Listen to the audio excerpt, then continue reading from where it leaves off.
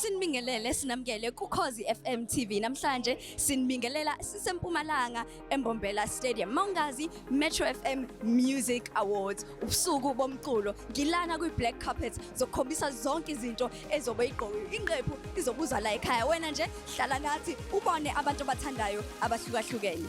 Yo, esawagcina nama Metro. Oh, so excited kakhulu because after COVID, this is the first actually big awards to happen. And we are very excited. We've missed the Metro FM Awards. Yeah, excited kakhulu kuba khona lana namhlanje uyayibonela nje nawe ukuthi zizokhala namhlanje. It's a lot, ne? As umsakazi yini oyilindele kulama awards. Sure, baby. For me, it's just to celebrate abantu. You've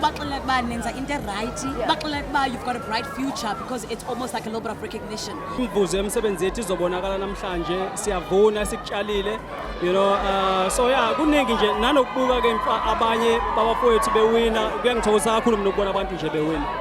Ngiyacabanga njengoba nominatiwe kubalekile wasubalekele lomkomelo ngenxa yesimo esike sabhekana naso sokudlula kobuculi uMampintsha. Zilindeleni njengoba nominatiwe.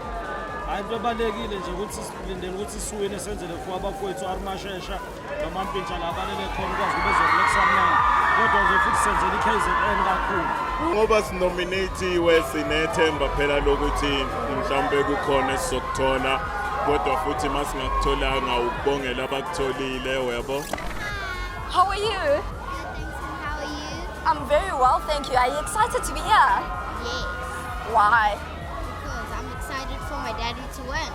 And he's gonna win, right? Yes. What's your favorite song that's nominated? Lemon. Black is back and ngingathanda ukuba a part of that. So yeah, my performances, the winners, nominated for Best Female as well.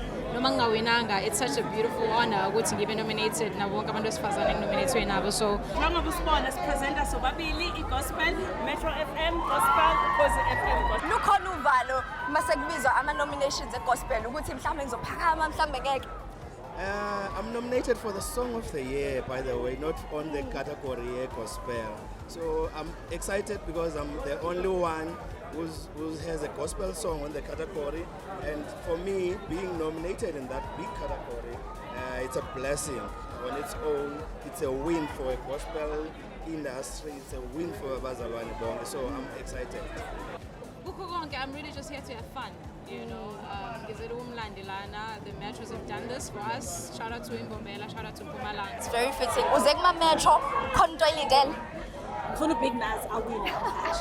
Yabona lengabe kuthiwa lengoma ekuthiwa ngeke ngivume. Ngithanda ngenhliziyo yami yonke. So mangawina nje namhlanje ngijabule nje. There are amazing performances as well. I think Nesty C is there, Nkabi Nation is there, so the performance is going to be lit. So we're very excited. I'm just waiting for the performances. Ngiyabona ukuthi angifuni ukuyithivu. Angifuni ukuyivula leyo Tupperware. Mara mangathi qoqoqo Be a cherry on top.